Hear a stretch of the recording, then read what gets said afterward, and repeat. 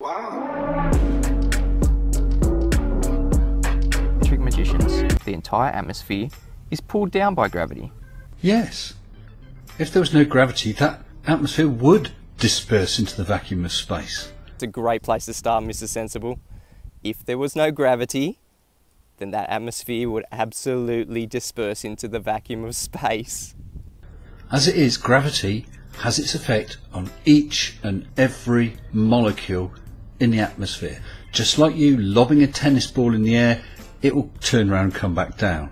The same force is acting on those air molecules. Simple. Don't take any notice of the natural law this violates. What natural law?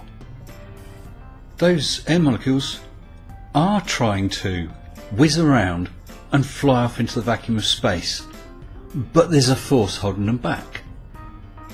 And that force is greater than their ability to overcome it. So they remain. But we do lose several hundred tons of atmosphere a day.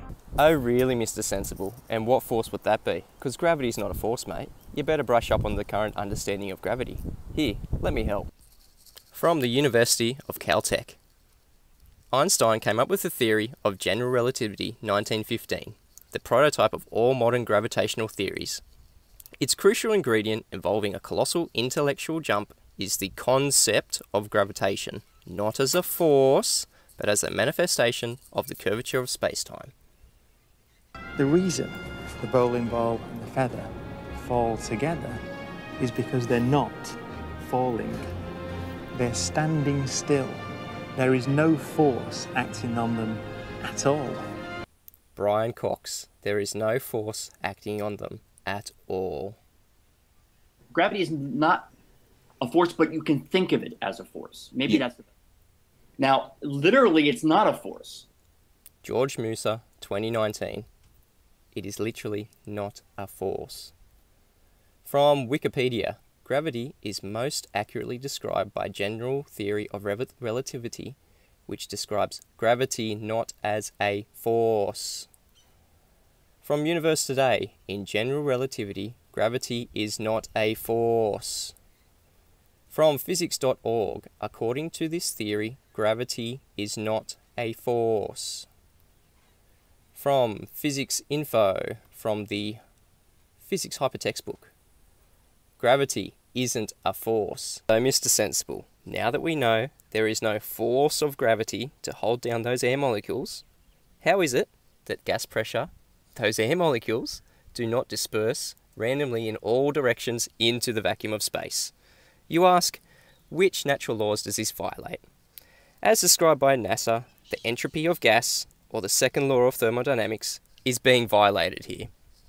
Also, ideal gas law, PV equals RT. And I'd also like to point out to you that that V is a volume. To have gas pressure, it is a necessary antecedent to have a container, which is defined as the volume. No container, no gas pressure.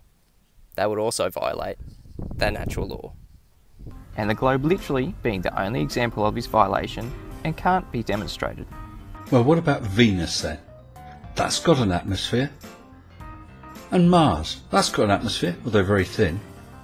Jupiter, that's almost all atmosphere. Saturn and Neptune, much the same. So there are other examples of great amounts of gas being held down by gravity so that they can't disperse amongst the vacuum or into the vacuum of space. And according to you, whereabouts are these planets? Oh, back in your sky vacuum. That's right. The place that violates natural laws. Yeah, we can't use fake places as examples, mate. And as I showed, gravity doesn't pull anything down, especially not gas pressure. It's not a force.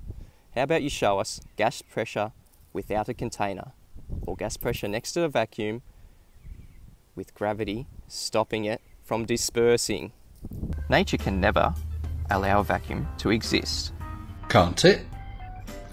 Look up at the night sky.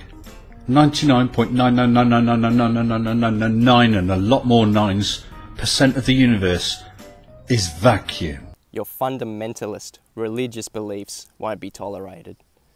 if gas pressure was next to a vacuum, it would expand in all directions and fill the available space, as per entropy, described in the second law of thermodynamics.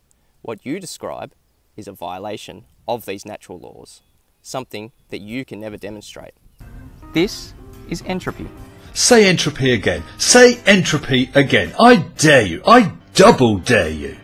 Following the second law of thermodynamics.